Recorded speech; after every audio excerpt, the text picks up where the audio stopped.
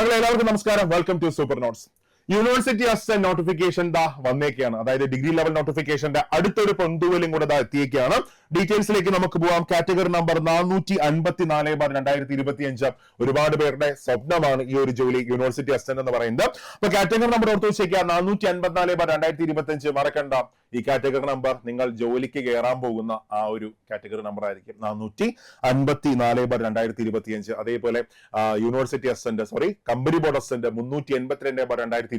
ഇതൊക്കെ നിങ്ങൾ റാങ്ക് ലിസ്റ്റിൽ വരാൻ പോകുന്ന നോട്ടിഫിക്കേഷൻ ആയിരിക്കും, ജോലിക്ക് കയറാൻ പോകുന്ന നോട്ടിഫിക്കേഷൻ ആയിരിക്കും. നമുക്ക് ഡീറ്റെയിൽസിലേക്ക് പോവാം.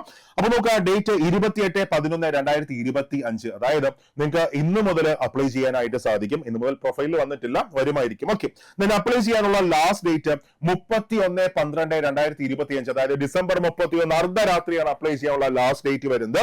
ഡീറ്റെയിൽസിലേക്ക് പോവാം. ഡിപ്പാർട്ട്മെന്റ് കേരളത്തിലെ വിവിധ യൂണിവേഴ്സിറ്റികളിലെ അസിസ്റ്റന്റ് ആണ് ജോബ് വരുന്നത്. അത് കഴിഞ്ഞ നെയിം ഓഫ് പോസ്റ്റ് എന്താണ്? അസിസ്റ്റന്റ്. സാലറി സ്കെയിൽ നോക്കുകയാണെങ്കിൽ 39,300 മുതൽ 83,000 വരെയാണ് സാലറി വരുന്നത്.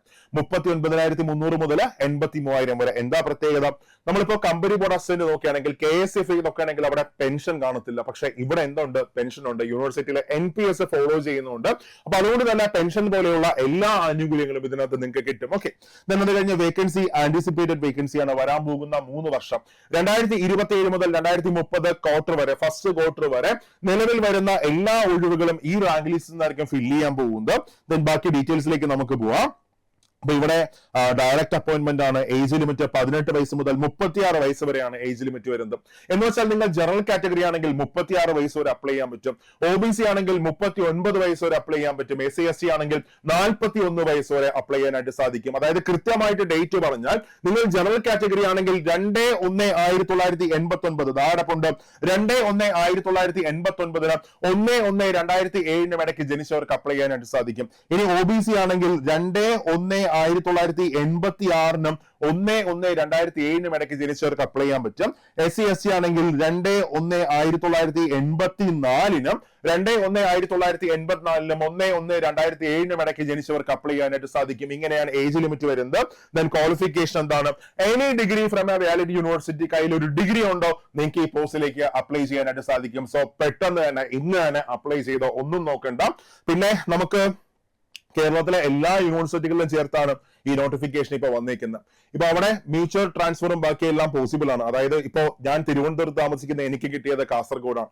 കാസർഗോഡ് താമസിക്കുന്ന ഒരാൾക്ക് കിട്ടിയത് തിരുവനന്തപുരത്താണ്. നിങ്ങൾ പരസ്പരം ഓക്കെ ആണെങ്കിൽ നിങ്ങൾക്ക് മ്യൂച്വൽ ട്രാൻസ്ഫർ വഴിക്ക് മാറാനും ബാക്കിയെല്ലാം സാധിക്കും. അപ്പൊ ആ ഒരു പ്രശ്നമൊന്നും വരത്തില്ല. എന്നിട്ട് അപ്ലൈ ചെയ്തോ.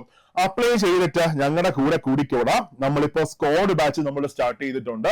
അതായത് ഇപ്പൊ വന്നേക്കുന്ന company board assistant grade 1, grade 2, അതേപോലെ തന്നെ university assistant, SBCID, jailer notification എത്തിയിട്ടുണ്ട്.